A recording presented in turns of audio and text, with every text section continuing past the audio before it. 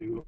Oh, yeah? I've been trying to sell them on this whole thing for ages. I said, okay, Rodney Web works fine with your retail guys, but you're trying to get storm guys. You're trying to get, you're trying to get guys to work for you in the storm environment who have Yeah. never been in a storm environment, don't understand the storm environment, and you're hiring these guys with guys that have been in the industry for a long time and have no idea how to interview anybody.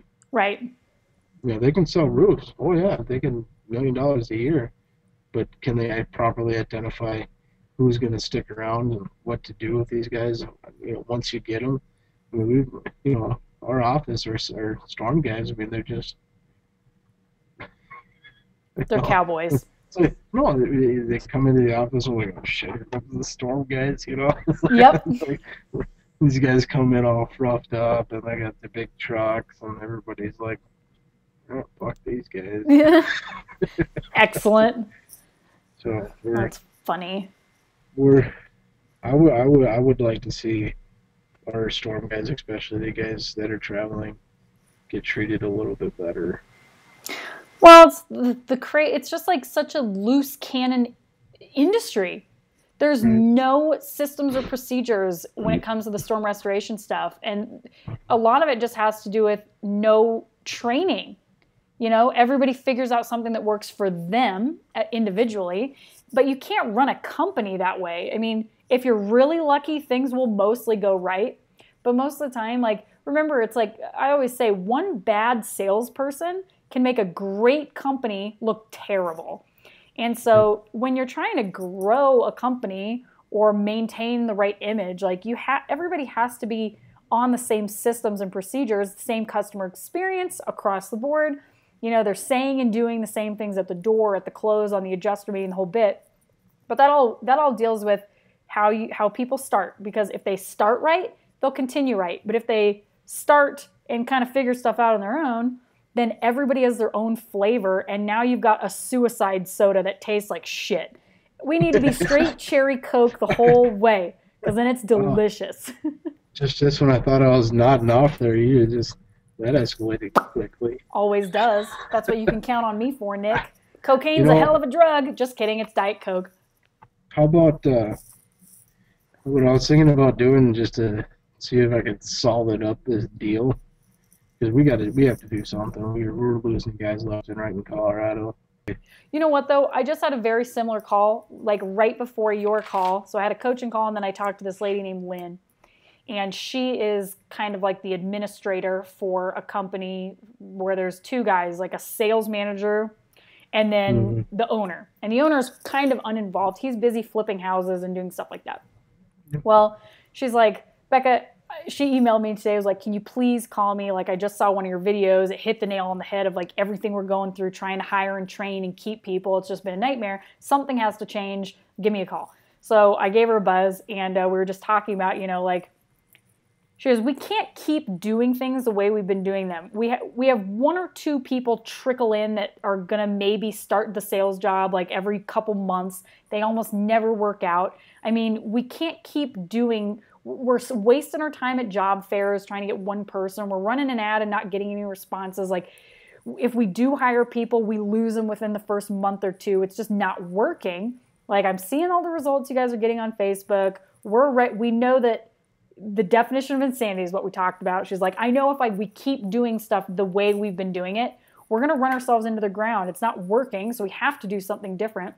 And it's like there's opportunity cost. If you guys are losing people, losing one salesperson, you're losing at a bare minimum $300,000 in revenue if they were even just okay. Yeah. Plus, you still have to work on the jobs that they already sold, and who Ex- knows how they sold them. exactly. And so it's like, you guys, to spend a few $1,000s is no big deal. It's like a couple of jobs. Like, you have to have systems in your company. So this is what we were talking about, is like storm restoration for the most part is very behind, right? Like, our companies in storm restoration are not run like normal companies. They're like very archaic. There are very few systems. There's no real training most of the time, and it's a sales organization. So you're not teaching people construction, you're teaching people sales. You have to have bona fide sales training and recruiting systems for that.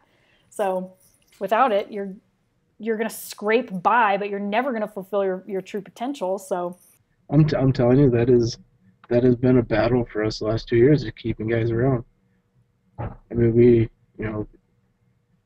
I think we started in Colorado with 15 and ended up with one.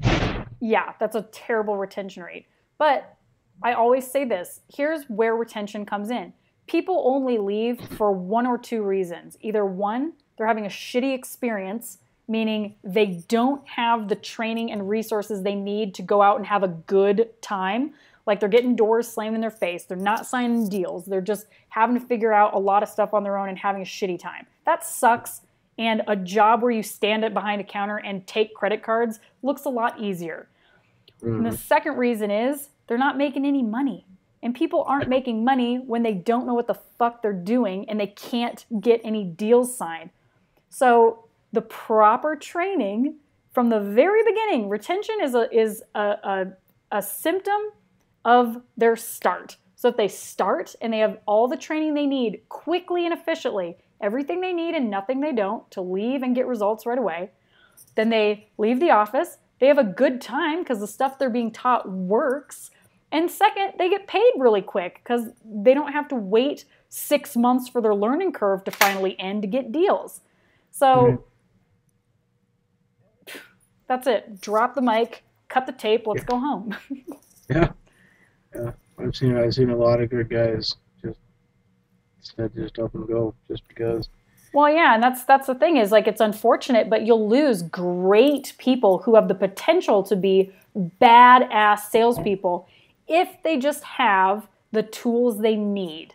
You know, it's like somebody who has the potential to, I could make a great meal, but they don't have any freaking olive oil and I don't have a pan. What am I supposed to do? I can't, just give me what I need in the beginning and I'll cook you that great meal. I'm just kidding. I still make shells and cheese, but that's the whole point is like with sales guys, it's not about finding people who are able to do the job. It's just finding people who are willing to do it. Because if you have somebody who's not an idiot and they're willing to do it, give them the training they need and they'll get great results and they'll stick around because they're getting paid.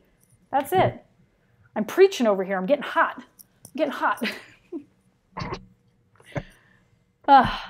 Anyway, so that's that. Sorry, I just preached at you a little bit. I get fired up about this stuff, Nick.